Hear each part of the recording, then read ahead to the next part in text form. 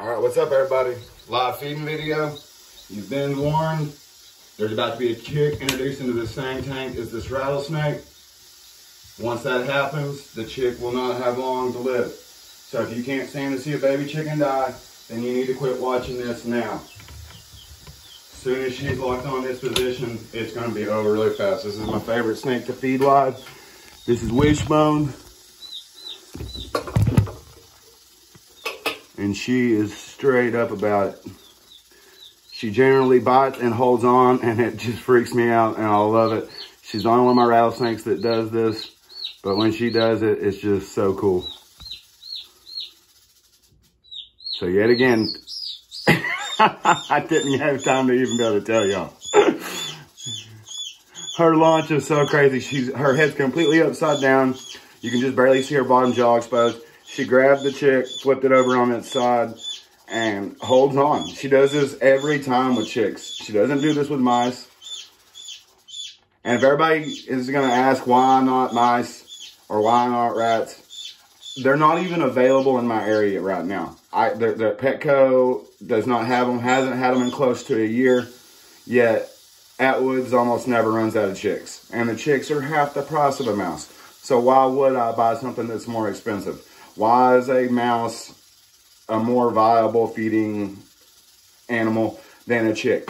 The chick has a less chance of injuring my animal, virtually none, because they're completely defenseless. There's nothing that chick can do to hurt my snake. Whereas a mouse or a rat can bite a snake, can break through the hard scales, can cause an injury.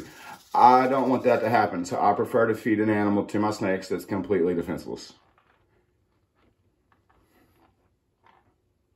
And it's my livestock. I purchased it at Atwood's. It's my snake, so it's my choice.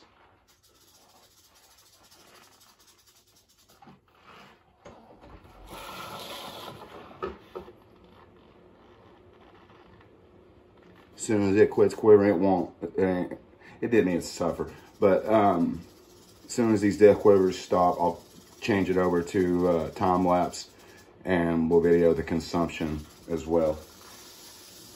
Dude, she launched at that thing. That was awesome. She's such a cool snake to feed. Those are completely nervous reactions. That chick is not alive anymore. This is just the nervous system twitches. But this does help to circulate the venom throughout the body. And this is one of the main reasons that I like to feed live. It helps the venom to circulate throughout the body. And almost similar to a spider, the venom helps break down the animal. If you feed frozen thawed and you let a snake strike a already dead animal, the venom is only localized to the puncture sites. So it only aids right there where it punctures. Whereas this animal's heart was beating while it was struck, it circulated venom throughout its entire body. And that venom has a hemotoxic, I mean, you can see blood on the, right there where the chick just came from.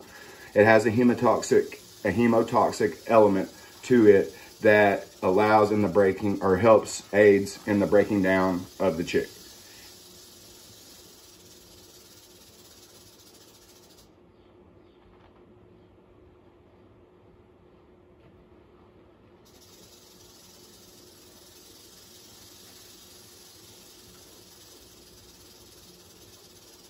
She's such a vicious rattlesnake. God, I love her.